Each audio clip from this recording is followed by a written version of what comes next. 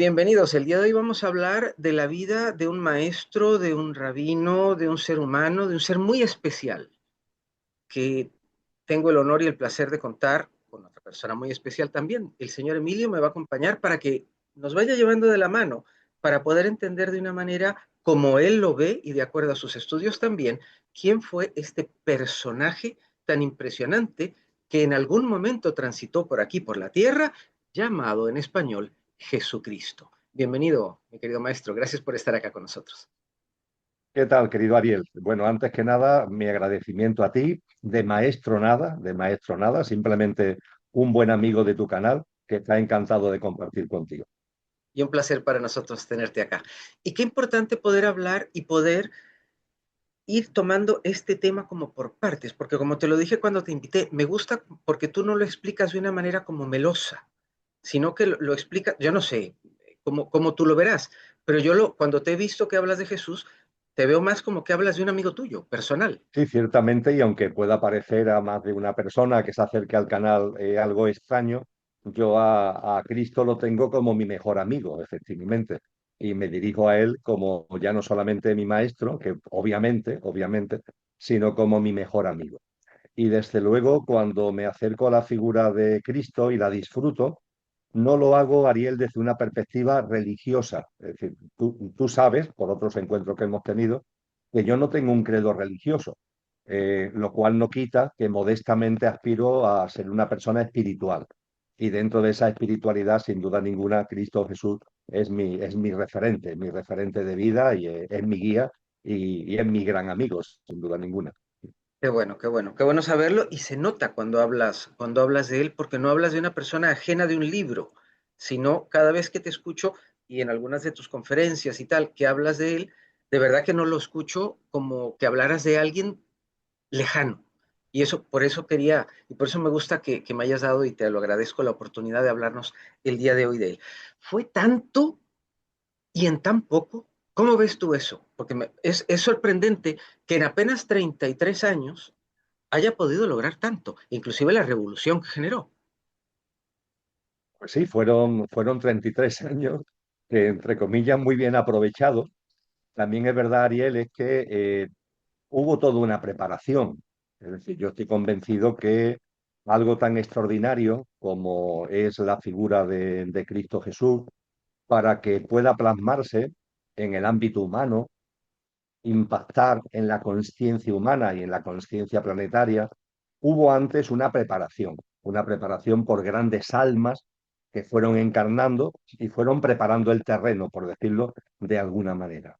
Y fue así como hace, en números redondos, 2000 años, pudo encarnar en el ámbito humano lo que yo considero que es el alma más noble, el alma más elevada, el alma, por tanto, con mayor nivel evolutivo en autoconsciencia, que ha encarnado en la historia de la humanidad. Ese es el alma que encarna en Jesús de Nazaret. Y ese alma que encarna en Jesús de Nazaret da lugar en primer término a un personaje físico, por así decir. Yo diría que ese es Jesús como el personaje histórico, ese personaje histórico que nos narran muchos textos cristianos del siglo I y también historiadores que no son cristianos, más bien todo lo contrario, le tienen animadversión al cristianismo, también de ese siglo I aproximadamente, y que lo reflejan en sus obras. Es el caso de Tácito o Plinio el Joven, historiadores romanos, o de ese gran historiador judeocristiano que fue Flavio Josefo. Con todos estos textos tenemos una referencia clara de Jesús como personaje histórico. Ahora bien, la dimensión realmente potente de Jesús de Nazaret no es la de personaje histórico, es su dimensión espiritual. Y esa dimensión espiritual tiene su razón de ser en que, siendo el alma más elevada y más noble que ha encarnado en la historia de la humanidad, una vez encarnada, una vez aquí hecha carne, fue capaz de plasmar todo su potencial. Es decir, a veces las almas se encarnan, pues muy grandes que sean, y no terminan, por las circunstancias de la vida, por los avatares experienciales, no terminan de plasmar todo su potencial. El alma de Jesús de Nazaret plasmó todo su potencial.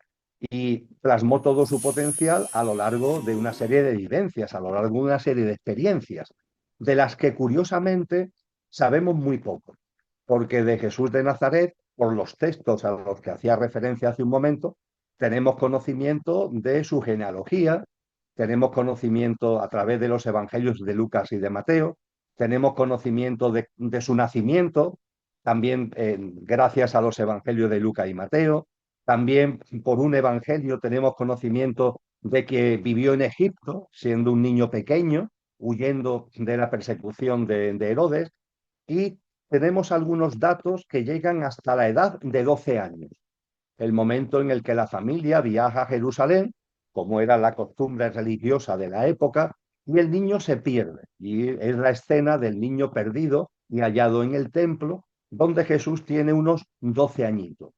Ahora bien, a partir de ahí, desde los 12 hasta los 29 aproximadamente, no hay información fidedigna ninguna.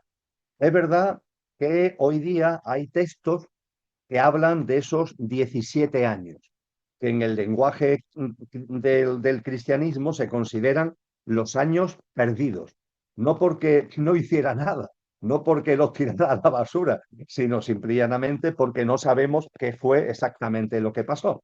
Es verdad que hoy día hay, por ejemplo, textos como Urantia, el libro de Urantia, o los textos de JJ Benítez, buen amigo mío, sobre Caballo de Troya, que nos dicen lo que pasó, pero no dejan de ser especulaciones, no dejan de ser canalizaciones, no dejan de ser referencias que, en fin, yo respeto profundamente, pero no puedo dejar de decir que no son documentos de la época y que no tienen su base cierta y fiable en algo que realmente sea documentado. Con lo cual, personalmente prefiero mantener esta denominación de años perdidos. ¿Dónde estuvo? ¿Con quién estuvo? ¿Tuvo maestros? ¿Tuvo alguna actividad profesional? ¿A dónde viajó? Yo prefiero mantenerlo, como los textos fidedignos no nos dicen nada, prefiero mantenerlo ahí. Porque además nos puede distraer, es decir, lo que hizo, lo que dejó de hacer, a dónde estuvo, dónde no estuvo, nos puede distraer de lo fundamental. Y lo auténticamente fundamental, Ariel, es que a los 29 años aproximadamente se produce un hecho espectacular. Está muy bien narrado en todos los evangelios y está asociado también a el denominado, entre comillas, bautizo en el río Jordán. Porque ese bautizo en el río Jordán simboliza lo que es el momento exacto en donde el verbo divino se precipita, se plasma, se hace carne en Jesús de Nazaret. Es el momento en el que Jesús de Nazaret se transforma en Cristo Jesús, el momento en el que el verbo divino se precipita a él. Y a partir de ese momento, a partir de su transfiguración, vamos a llamarlo así, en Cristo Jesús, él realiza la vida pública que dura 3 años y poco, de la que tenemos también mucha información, y que termina con la pasión, la muerte en la cruz, la resurrección y la ascensión, de lo cual también tenemos, insisto, mucha información. Esos 3 años y algo están muy bien documentados en muchos textos. Y claro, cuando esto se plantea, la gran cuestión que además yo percibo, Ariel, que incluso en las iglesias, ¿no? En las iglesias que se autodenominan cristianas, ¿no? No hay no hay como un contenido exacto, no hay como una explicación de qué es esto del verbo, ¿no? ¿Qué es esto de, también denominado Cristo, ungido, ¿no? Significaría en griego ungido, el que está ungido de Cristo, del verbo. ¿Qué es esto de Cristo? No se explica, ¿no? Y yo diría que en ese sentido tenemos que acudir a tradiciones que son previas al propio cristianismo y que nos enseñan cómo es posible que algo tan espectacular como el verbo divino pueda hacerse carne, pueda precipitarse en un ser humano. Muy en particular, donde he encontrado la explicación más profunda es en el ámbito del hinduismo. El hinduismo, que hace un gran análisis de todas las grandes fuerzas celestiales, de todas las grandes fuerzas cosmogónicas, el hinduismo nos enseña que todas esas grandes fuerzas tienen a la vez dos dimensiones, la dimensión nirguna y la dimensión saguna, y van de la mano, no están confrontadas, sino que van de la mano. Nirguna significa, es una expresión del sánscrito que en nuestro idioma significa sin forma, sin forma. Y saguna significa con forma. Significa eso, en definitiva, que todas las grandes fuerzas celestiales tienen una dimensión sin forma, pero también una dimensión con forma. Es decir, siendo sin forma, pueden adquirir forma. Eh, Verbigracia, para explicarme. La divinidad. Nos enseñaban en las tradiciones previas al cristianismo un postulado que tú sabes que a mí me gusta mucho compartir, donde se dice aquello que como le denominaban a Dios, no querían ponerle un nombre específico y decían aquello, en referencia a Dios, aquello que no tiene origen es origen de todo lo originado y se encuentra presente e inmanente en todo lo originado. Fíjate que Nirguna y Saguna en este postulado metafísico fundamental están presentes, porque por un lado está aquello sin origen, que al no tener origen no tiene principio, no tiene final, es una dimensión nirguna, sin forma, pero cuando seguimos el postulado se nos dice que es origen de todo lo originado y como es origen de todo lo originado, se encuentra presente e inmanente en todo lo originado. Esa presencia en todo lo originado sería la dimensión saguna. Aquello como tal, nirguna, la presencia en todo lo originado, nirguna. Y en ese postulado, fíjate que se nos dice aquello que no tiene origen es origen de todo lo originado. Pregunta, ¿cómo? ¿Cómo? ¿Cómo aquello que no tiene origen es origen de todo lo originado? ¿Qué nos dicen las grandes tradiciones previas al cristianismo? Nos hablan de la emanación, la emanación. Lo originado es una emanación de aquello que no tiene origen. ¿Qué es lo que nos dice hoy la ciencia, la astrofísica, la astronomía? Nos dice que hay una especie de vacío previo y ese vacío previo, ese campo vacío previo, su vibración, la fluctuación, dice la astrofísica, del vacío, genera la inflación cósmica que ocasiona el Big Bang. Con lo que en las tradiciones que están previas al cristianismo se nos habla de que aquello que no tiene origen desencadena todo lo originado por su emanación. En la astrofísica y en la astronomía se nos dice que hay una fluctuación, una vibración, que es lo que origina la realidad que conocemos. Pues bien, esa vibración, esa emanación es el verbo, es el verbo. Lo que en el cristianismo se llama verbo, en griego clásico, en griego koiné, logos, ese verbo es la propia vibración divina que origina, es el factor desencadenante de todo lo originado. Aquello que no tiene origen origina todo lo originado a través de su propia vibración. El factor desencadenante es su propia vibración y a partir de ese factor desencadenante se origina todo lo originado. Por eso el Evangelio de Juan, que es el Evangelio más místico, más profundo, comienza de una forma sorprendente, porque como arranque, la verdad es que es un arranque fuerte, ¿no? Lo dice el Evangelio de Juan.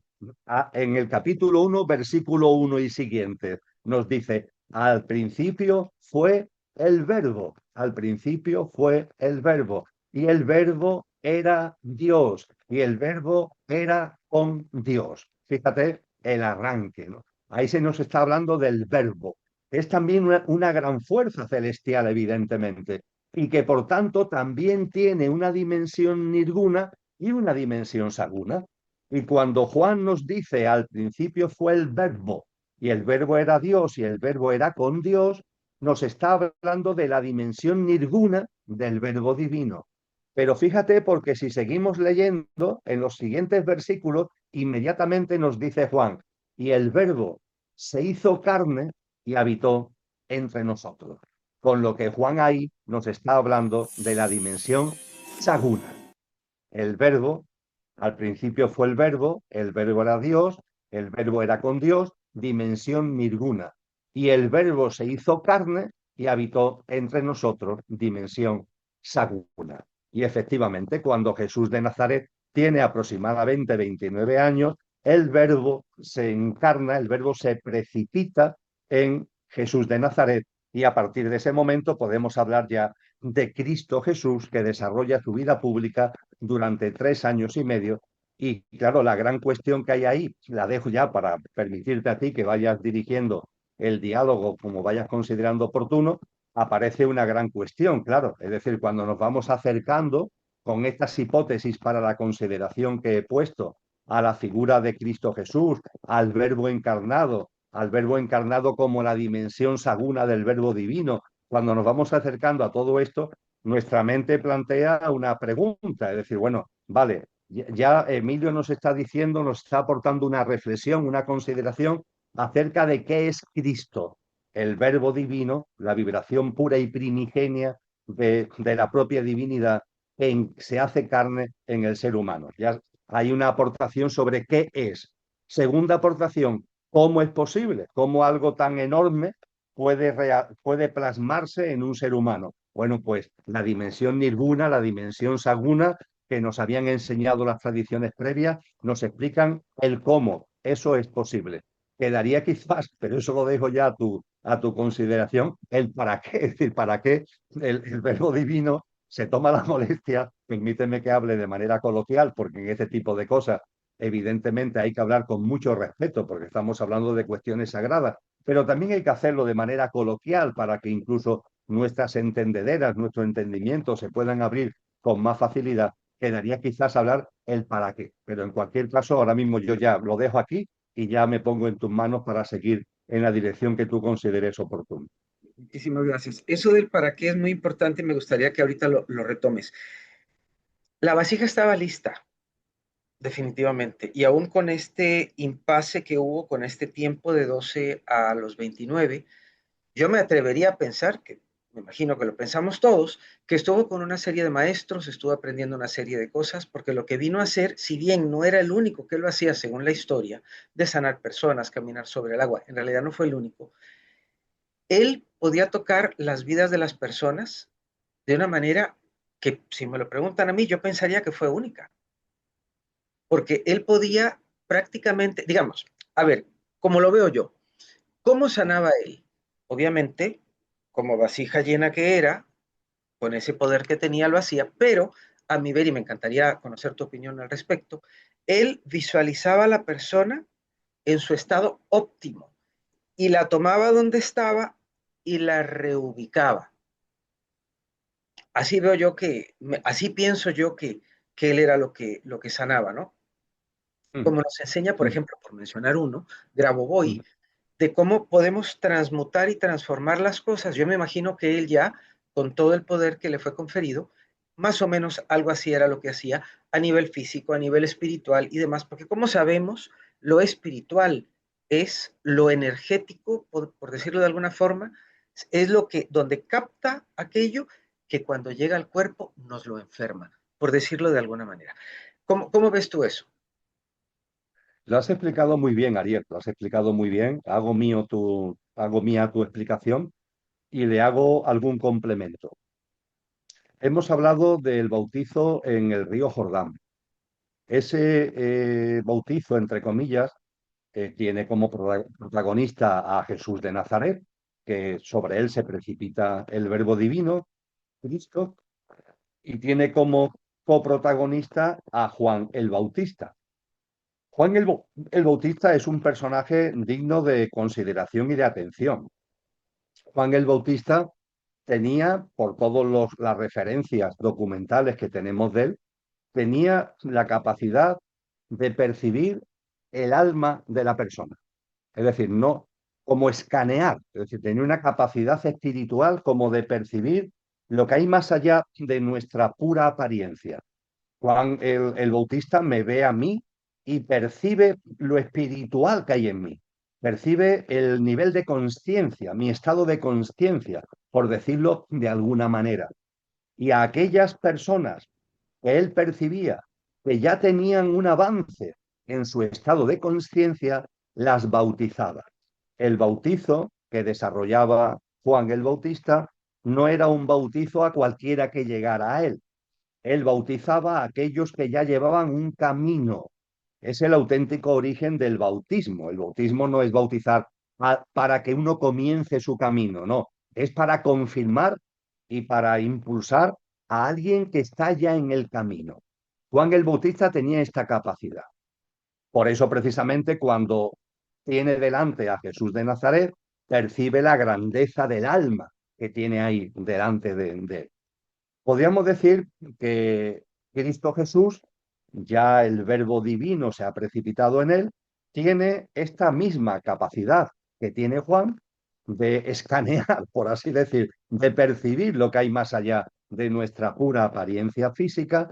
Y como tú muy bien dices, ya no solamente tiene la capacidad de escanear, de percibirlo, sino incluso de impulsar nuestro estado de conciencia en la forma que tú has resumido, entiendo que muy acertadamente. Por ejemplo, pongo un ejemplo, hay muchos en los evangelios, pero pongo el ejemplo de la sanación del ciego de nacimiento. Es un pasaje que está recogido en los evangelios, donde va Cristo Jesús con los discípulos y se encuentran con una persona, ya tiene una edad, y es una persona que es ciega de nacimiento, ciega de nacimiento. Y ante eso le dicen los discípulos a Jesús, a Cristo Jesús, Maestro, ¿esta persona por qué es ciega? ¿Es por su culpa? Fíjate que estamos hablando de alguien que es ciego de nacimiento. Si es ciego de nacimiento, ¿cómo va a ser por su culpa? ¿A qué culpa se refieren los discípulos de Cristo? Evidentemente están hablando en lo que las tradiciones previas denominan el karma, el karma. Es decir, ¿es por algo que viene de una vida anterior, de una reencarnación anterior? Esa es la pregunta que le hacen los discípulos a Cristo. Y Cristo Jesús responde diciendo, no, no es por su culpa, es para dar testimonio de la divinidad.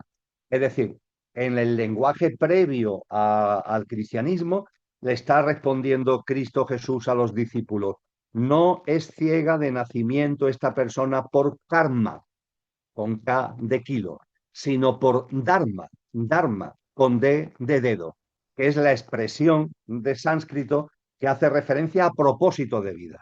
Ese alma, cuando encarna, elige, el alma elige, por incomprensible que resulte aquí a nuestra mente, el alma elige nacer en un cuerpo que es ciego desde el mismo nacimiento para que las experiencias que va a vivir con ese formato, para que las vivencias que va a desplegar, que son adversas, que son de noches oscuras, que va a desplegar con ese formato, le ayude a no caer en el entretenimiento, no caer en la distracción, no caer en lo superficial, sino a sacar de dentro toda la esencia, lo mejor que tiene espiritualmente hablando de él mismo.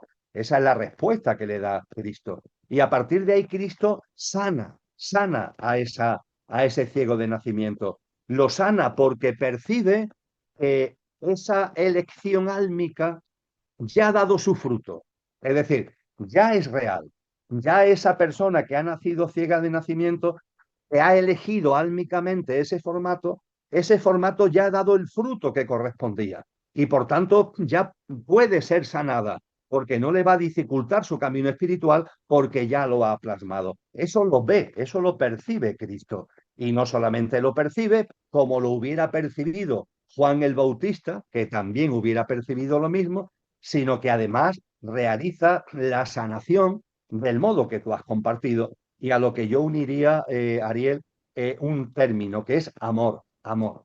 Un amor que para nosotros, entre comillas, que somos almas encarnadas, que estamos en el camino, es un amor que todavía se nos queda muy distante, porque hay un auténtico amor que es el que realmente sana, yo diría que es la gran fuerza sanadora, pero claro, ese amor, para que tú lo puedas plasmar como fuerza sanadora, antes lo has tenido que hacer real en ti, en tu forma de vida, en tu visión de la existencia, que es ese amor que se nos narra por el evangelista Juan en una de sus cartas, creo que es la primera carta de Juan, donde nos dice Juan, el amor es de Dios.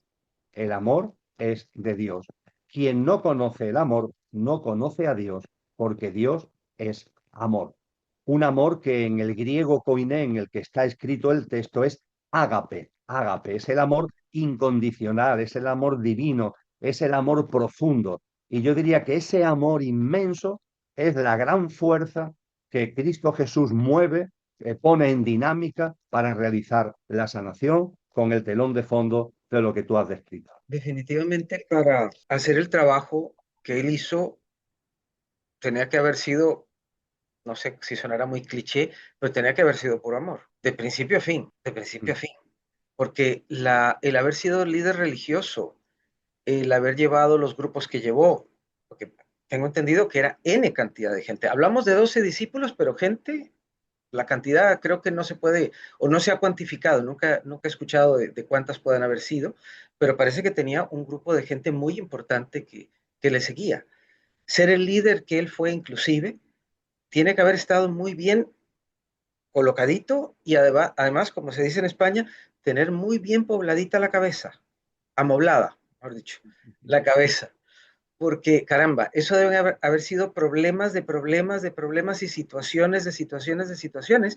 Y él, como el CEO, como el presidente de la empresa, tenía no solamente que buscar tener la conexión, estar lo mejor que se pudiera para tener la conexión directa, sino también poder lidiar con la gente. Es que, caramba, yo creo que cuando leemos o escuchamos de él, no dimensionamos todo lo que él hizo. Pienso que a veces lo vemos como nada más una persona que estaba ahí, que tenía 12, que eran medios problematicones, pero ahí la iba llevando. No, no, lo que él llevó adelante, cuéntanos por favor tu versión, ¿cómo lo ves? Fue muy fuerte, fue muy pesado. O sea, la tarea que él traía, no hablemos solamente de su final, sino todo ese proceso. Yo me imagino que él debe haber estado en esos años perdidos, como bien les llamas, o se le llaman inclusive, con gente de un nivel increíble, transmitiéndole, traspasándole, inclusive mucha información, y obviamente desde muy pequeño, como lo sabemos que lo fue, tenía una conexión directa, pero yo diría que no ocupaba wifi, no ocupaba nada, la conexión era totalmente directa, porque lo que él vino a hacer en tan poco tiempo, a mi humilde ver, caramba, de verdad que eso es imposible que lo haga cualquiera. Ciertamente, Cristo Jesús, su vida pública, la desarrolla muy bien acompañado, entre comillas. Efectivamente, tú lo has dicho, se pone el acento en los 12 hombres, los 12 apóstoles que lo acompañaron. Ahora bien, el Evangelio de Lucas, en su capítulo 8, nos dice que cuando Cristo Jesús comienza su vida pública, hay discípulos y discípulas, discípulos y discípulas. Y se nos da el nombre de las discípulas. La primera, María Magdalena, por cierto.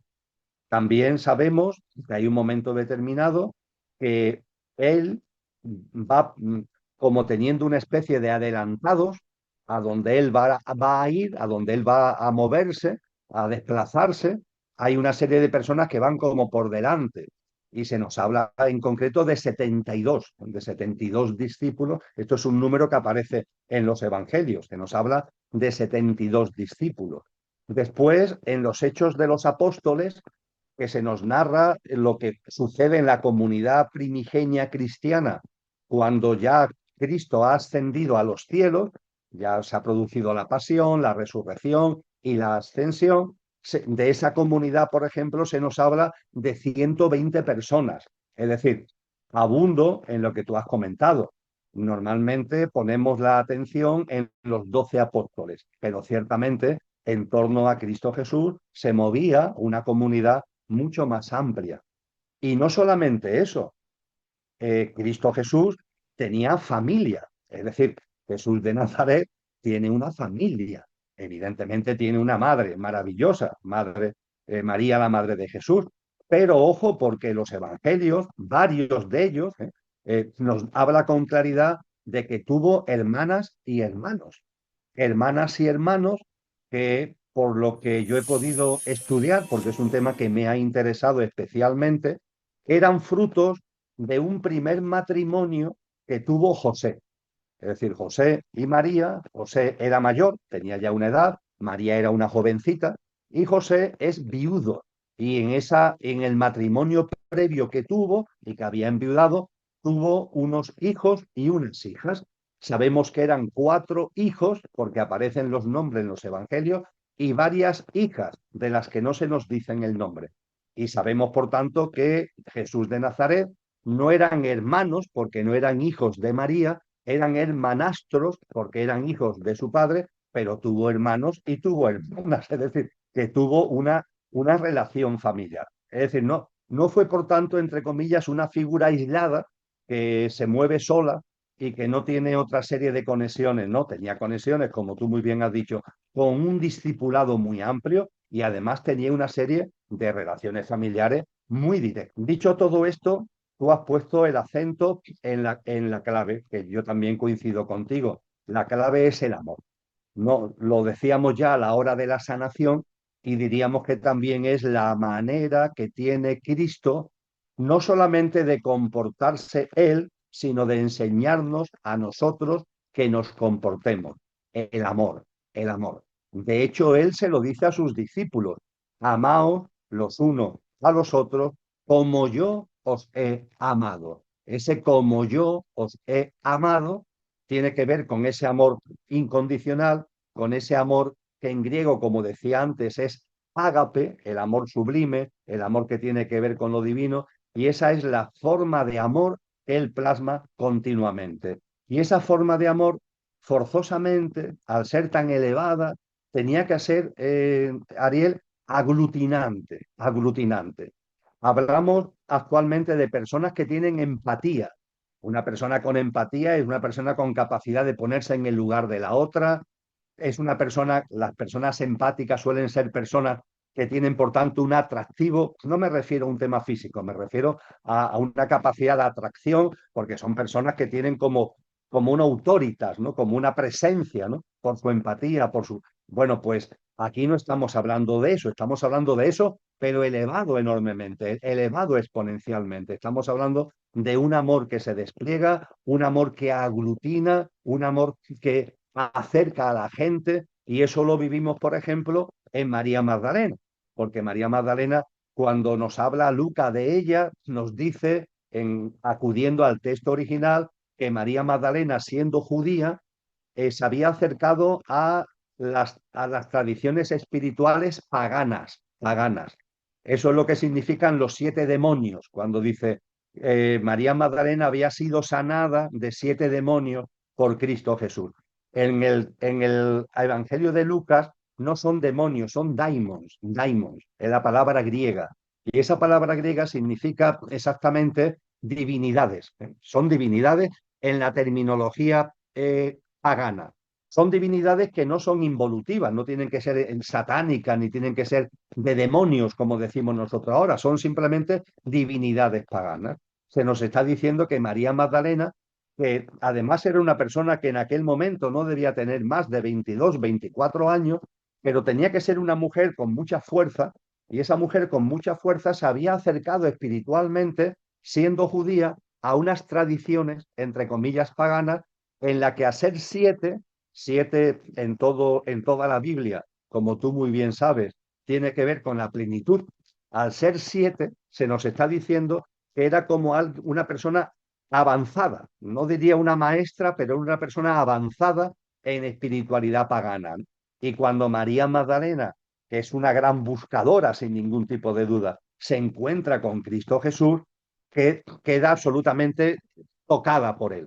Y ese toque por él, ese ponerse a su servicio como hace, solo se puede explicar a través de esa conexión de amor sublime, de amor divinal, de amor incondicional. Así que coincido contigo de que ese amor, ese ágape, ¿no? Ese amor incondicional es el gran aglutinante, no solamente como fuerza sanadora, que lo es, sino también a la hora de poder construir lo que es un grupo humano que esté unificado, que sea un grupo humano que vayan en el mismo sentido, en el mismo camino y lo hagan de una forma compenetrada y de una forma cordial. Y qué interesante lo que nos cuentas de María Magdalena, porque como nos ha pasado a muchos, que estamos buscando en diferentes lugares hasta que decimos, aquí es. Y eso fue lo que nos comentas que le sucedió a ella. Ella vio que lo que andaba buscando lo podía conseguir allí, en ese lugar, y probablemente se sintió hermanada por todos y demás, y por eso se quedó. Muchos, Ciertamente. Y fíjate que María Magdalena históricamente ha tenido que soportar el marchamo de prostituta, de mujer perversa, todo eso porque allá por el siglo V o VI el Papa Gregorio no se le ocurre otra cosa que decir que esto de los 7 demonios, que no son demonios, repito, son daimos, pues son 7 pecados capitales, los 7 grandes pecados capitales.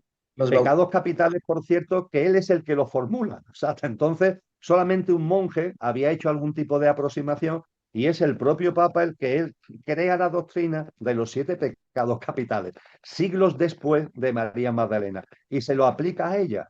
La aplicación a ella de los 7 pecados capitales, además, dice que como es mujer, seguro que el pecado capital que fundamentalmente le había afectado era la lujuria, porque como mujer hay siempre un peligro de lujuria. En fin, un dogmatismo, ¿no?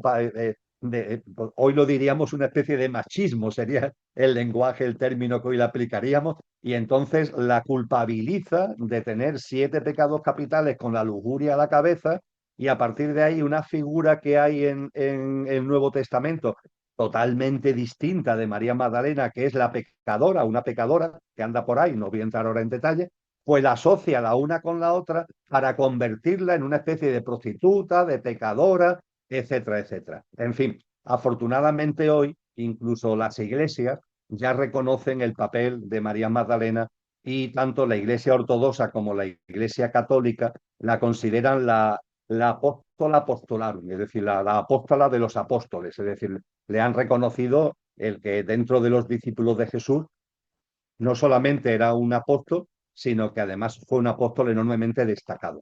Posiblemente Juan, como hombre, fue el discípulo predilecto de Cristo Jesús y María Magdalena la discípula predilecta de Cristo Jesús.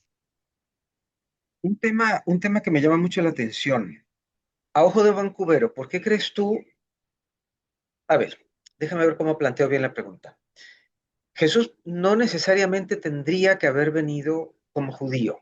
Podría haber venido en algún otro tipo de fe un poco más abierta, un poco menos compleja, un poco menos complicada. ¿Por qué crees tú que tenía que venir y criarse en el judaísmo?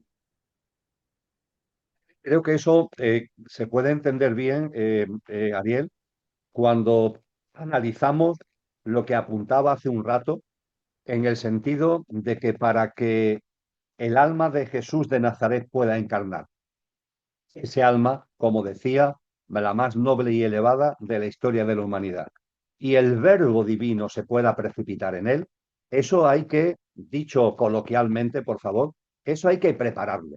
Eso no es un huevo que se echa a freír. Eso tiene que ver con un plan divino, no un plan de los que hacemos nosotros, no estamos hablando de un plan lleno de amor, volvemos al término amor, lleno de amor, y que hay que ir preparando el terreno para que el terreno de lo material esté en condiciones de que en él se produzca un evento tan único y tan tremendo como el que estamos comentando. Sin duda ninguna, un hito histórico único en la historia de la humanidad y el evento más grande que se ha vivido en la humanidad. Eso hay que prepararlo. Esa preparación se hace siendo una preparación, pero se hace de dos formas. Por un lado, hay que ir preparando desde el punto de vista consciencial, desde el punto de vista espiritual.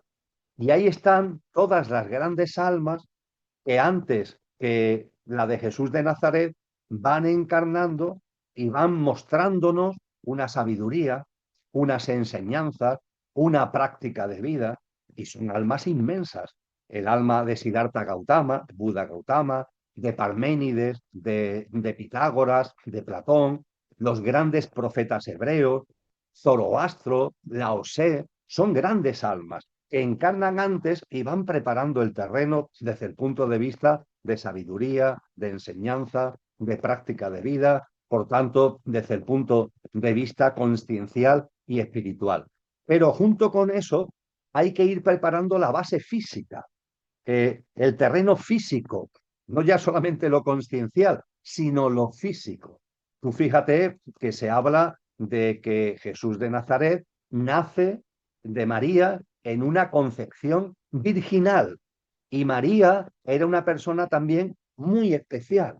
Y los evangelios nos hablan de Jesús con una genealogía que según el evangelio, el de Lucas o el de Mateo, se remonta a tiempos remotos, siempre pasando por David, en esa tradición judía a la que tú haces referencia, y llegando incluso en un caso hasta el propio Adán, ¿no? En esa genealogía.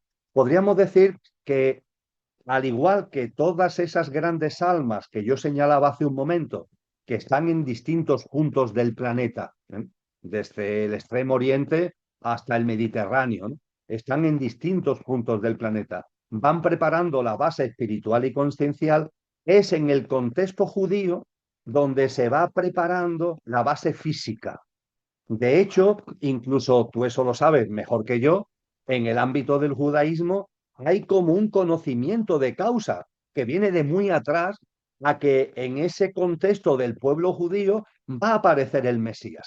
Hay como un saber de que es ahí, es en ese linaje, por así decir. Ya no estamos hablando de algo estrictamente espiritual, estamos hablando también de un linaje de sangre. En ese linaje de sangre es donde se va a producir la encarnación del Mesías. Y ese linaje de sangre significa que de padres a abuelos, de abuelos a bisabuelos, de bisabuelos a tatarabuelos, se va preparando el terreno. Porque claro, Ariel, no estamos hablando ya solamente de que se necesite un gran alma que ha plasmado todo su potencial para que el verbo divino se pueda precipitar en ella. Es que incluso la base física tiene que estar preparado para ello. Incluso la base física, porque la vibración del verbo es enormemente alta y físicamente tienes que estar en condiciones. Y esa base física que viene de María y que antes de María se nos da la genealogía en los evangelios, se va generando dentro de una estirpe, que es la estirpe judía, donde hay como una dedicación a lo divino, donde hay una dedicación sacerdotal, donde hay una dedicación a lo trascendente, donde hay una pureza desde el punto de vista de una forma de vida que se va acumulando de generación en generación, de generación en generación, que se mantiene limpia de generación en generación y que permite finalmente que se produzca la encarnación de ese gran alma y finalmente la precipitación del verbo. Así que yo diría que es sin duda ninguna el pueblo judío hace 2000 años era la pista de aterrizaje, permíteme que lo diga así, la pista de aterrizaje idóneo para que el verbo divino pudiera precipitarse en el plano humano. Muchas gracias por tu punto de vista, muy interesante. Estamos en un tiempo marcado, muy peculiar, histórico, hoy en día, algo, no sé. Y creo que como todo se ha venido acelerando y agilizando, muchas cosas se van precisamente a precipitar. Por eso, ya está marcado el tiempo para eso, pero van a acelerarse una serie de eventos. Dicen los que saben de astrología que el tiempo está listo ya, marcado por supuesto por la bóveda celeste, para que salga un Mesías. El judaísmo, el pueblo judío tuvo más de un Mesías, no tuvo solo uno. Este no se aceptó como Mesías por una serie de circunstancias y de situaciones, de características tal vez que no reunía lo que fuera. Pero se habla ahora de que todo se está dando para. Y te quisiera preguntar, a tu ver y a tu saber, ¿sería una segunda venida o es una persona que va a salir tal vez con la energía mesiánica para llevar el timón y el mando de las cosas? ¿Cómo ves tú este tiempo tan peculiar en el que estamos? En cuanto a ese respecto, claro.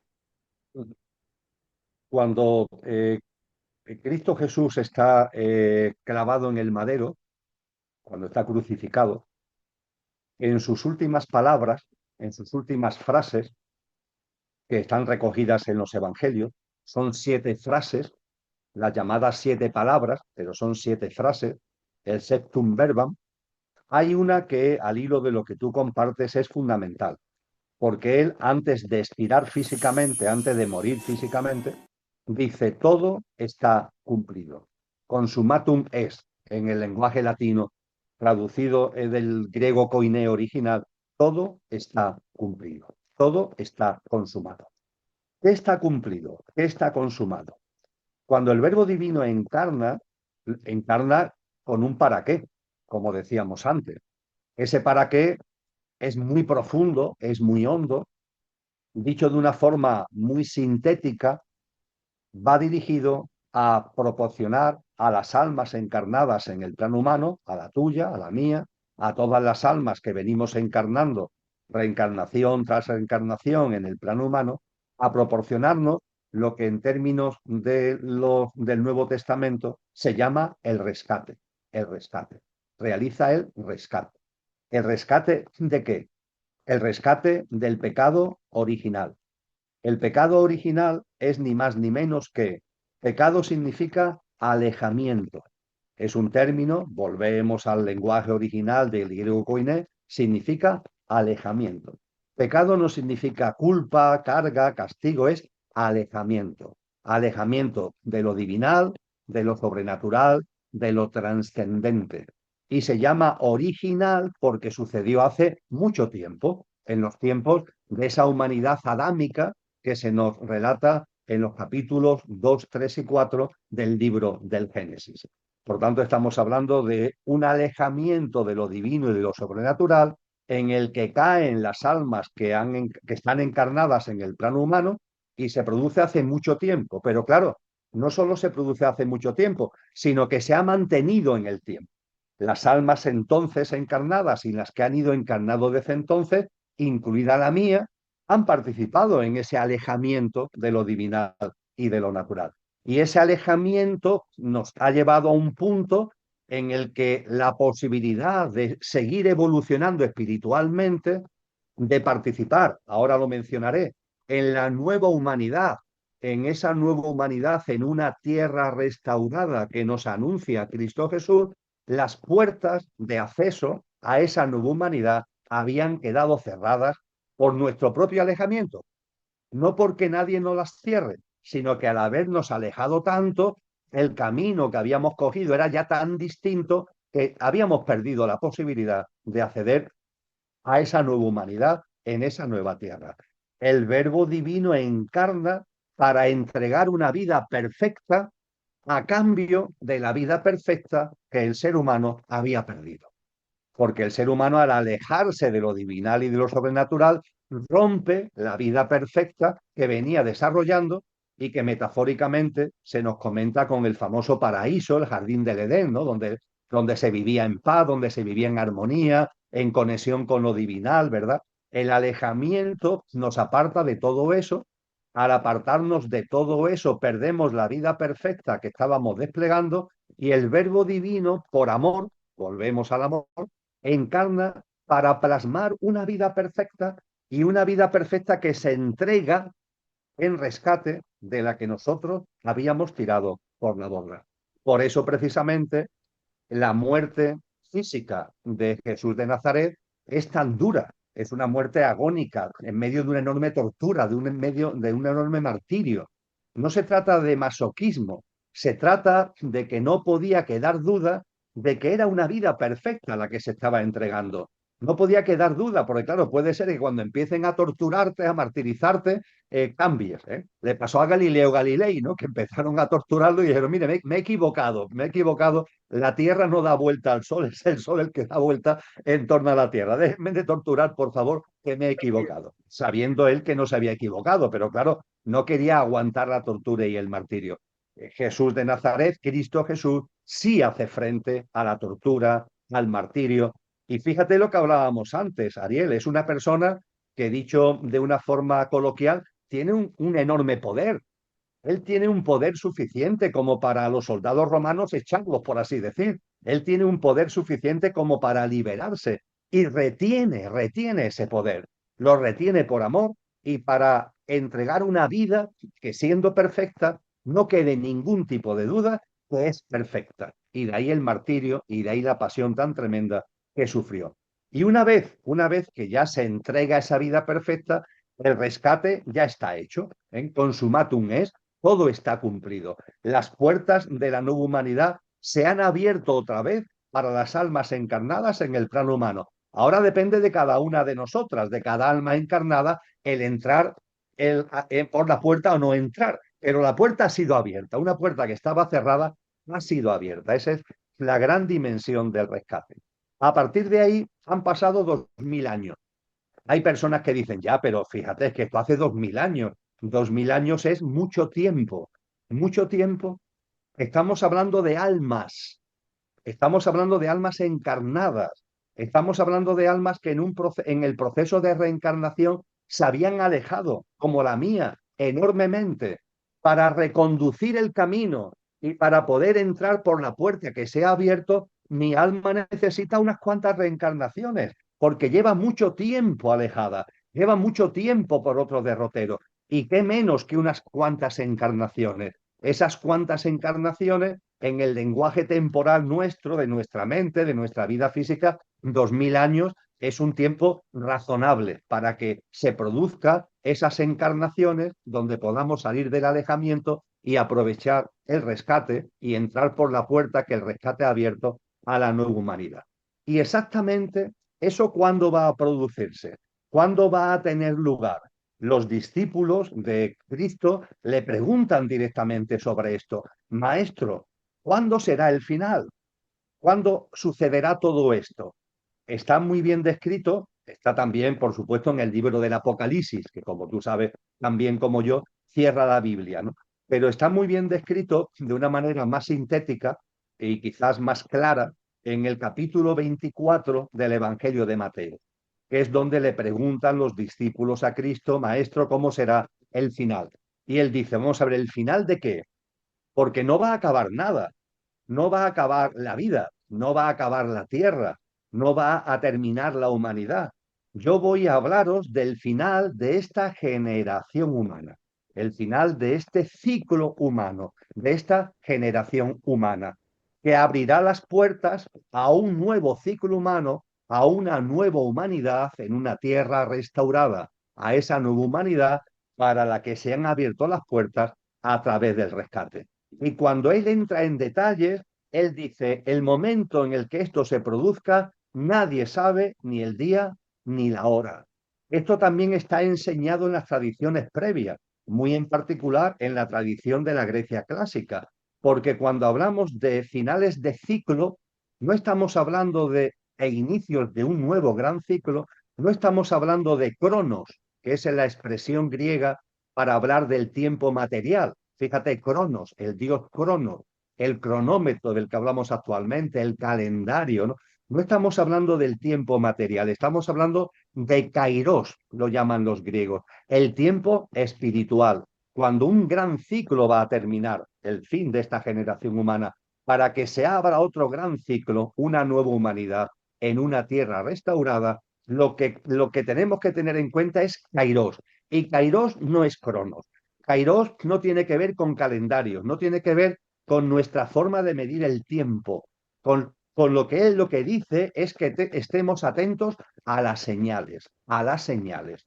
No estamos a los signos de los tiempos, no estar atentos al calendario, sino a los signos de los tiempos y a las señales. Y él a partir de ahí lo que nos enseña son una serie de señales. Cómo irá la humanidad evolucionando y cómo será la humanidad cuando se esté acercando ese momento.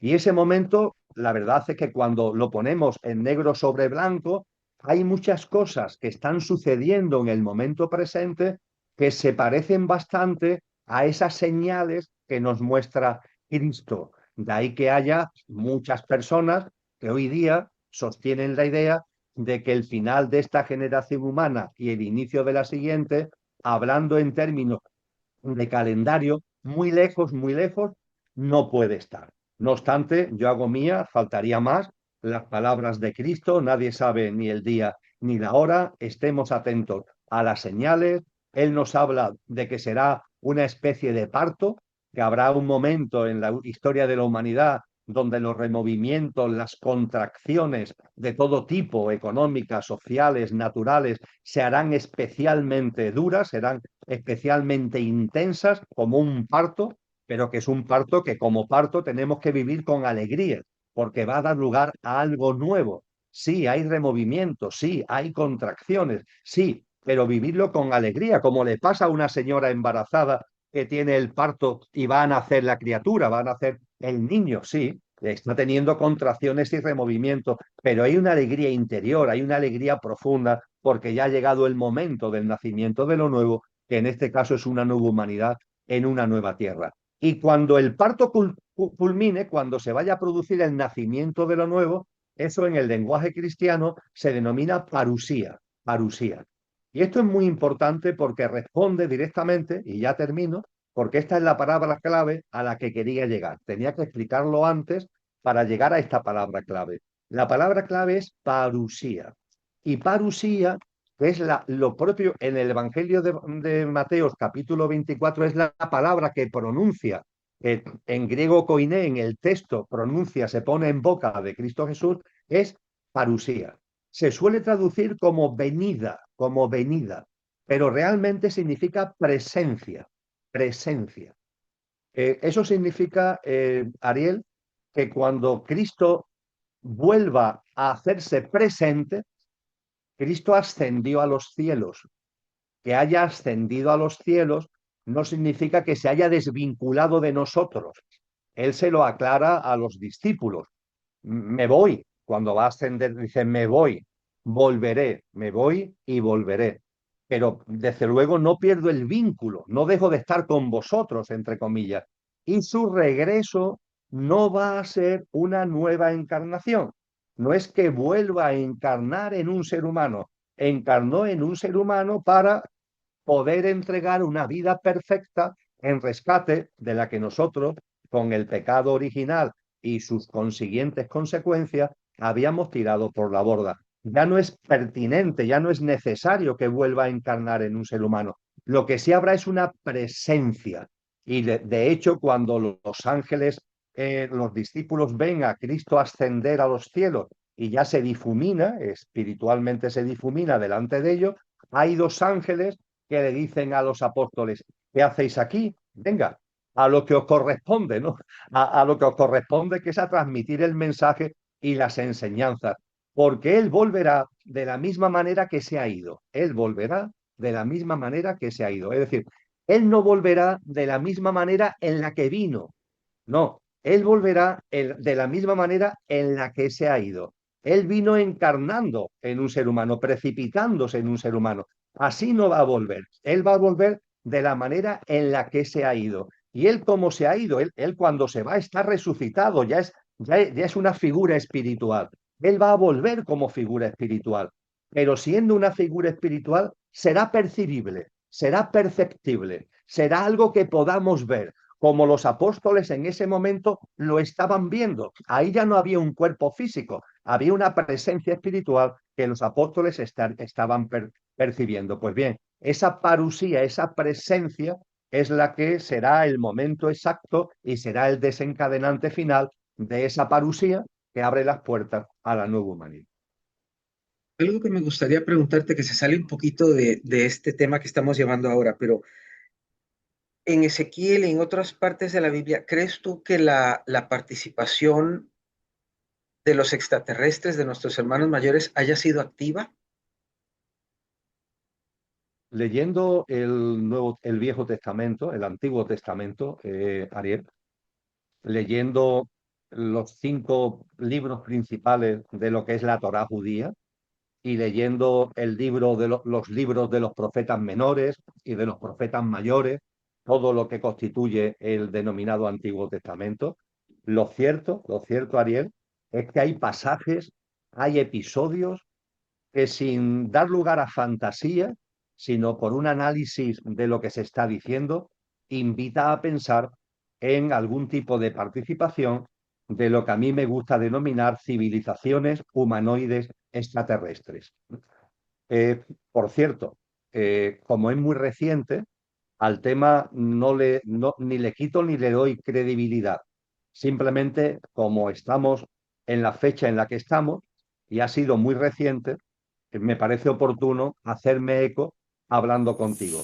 Hace escasamente 10 días ha habido pastores de iglesias evangélicas estadounidenses que han hecho referencia a que el núcleo de los pastores más a la cabeza en el contexto de Estados Unidos fueron llamados a una reunión desde la Casa Blanca y el Pentágono, donde se les ha adelantado la información que la Casa Blanca va a empezar a desclasificar sobre presencia extraterrestre en el ámbito humano.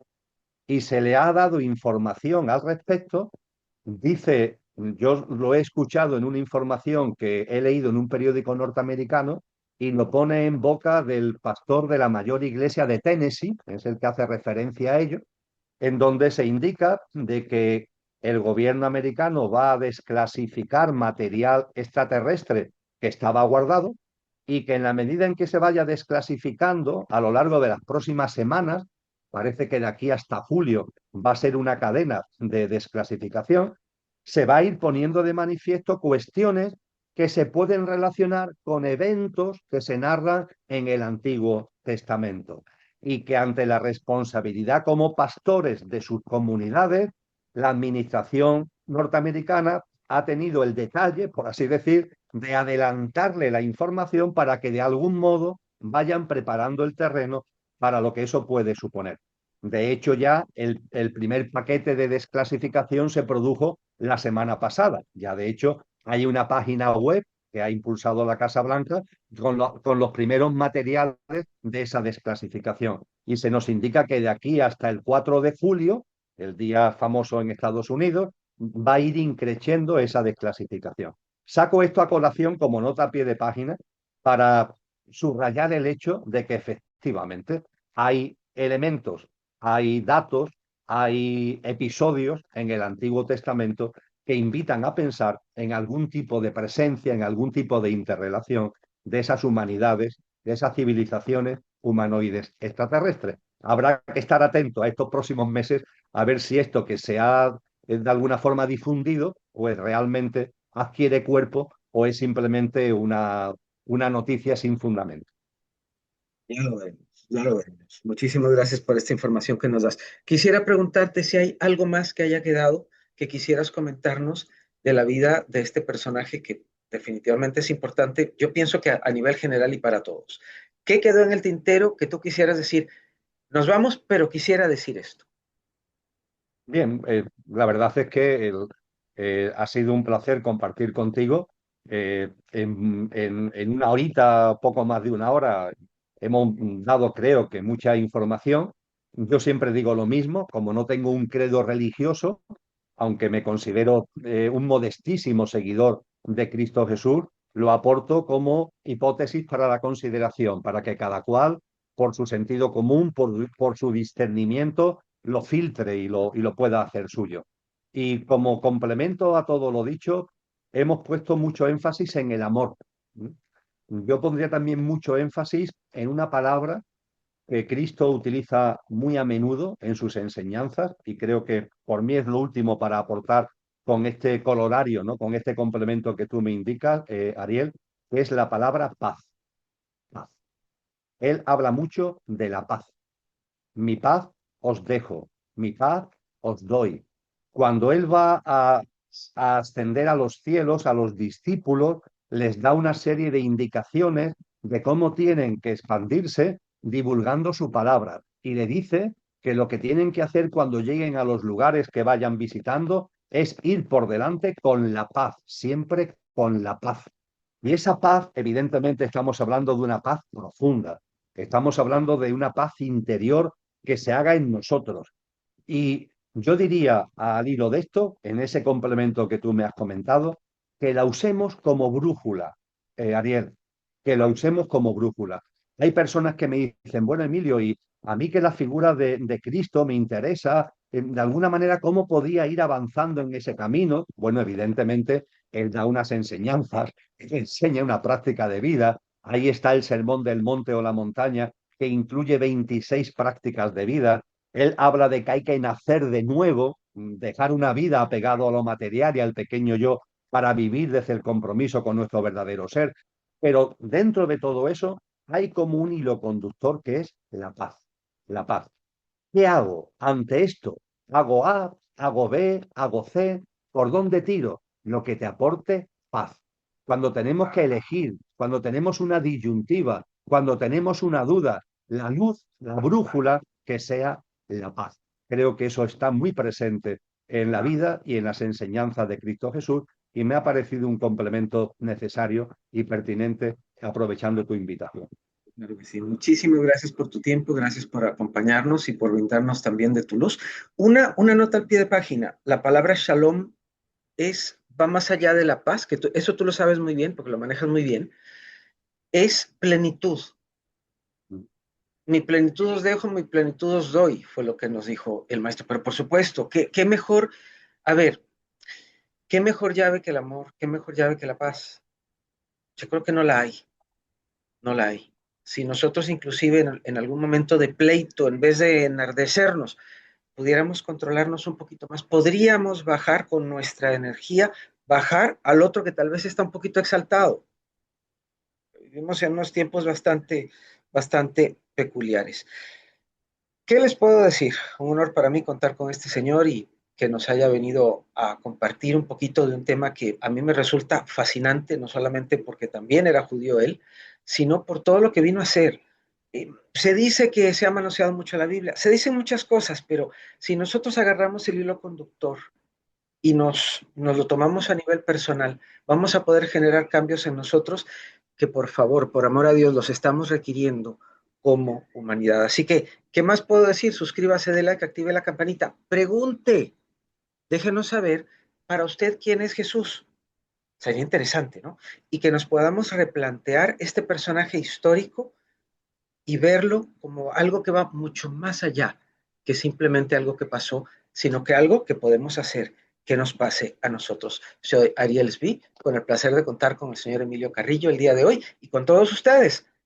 Pensemos, como se dice en inglés, pensemos más allá de la caja. Hay tanto más que aprender, decidámonos a aprenderlo. Un abrazo para ti, mi querido Emilio, y un abrazo para todos. Hasta la próxima.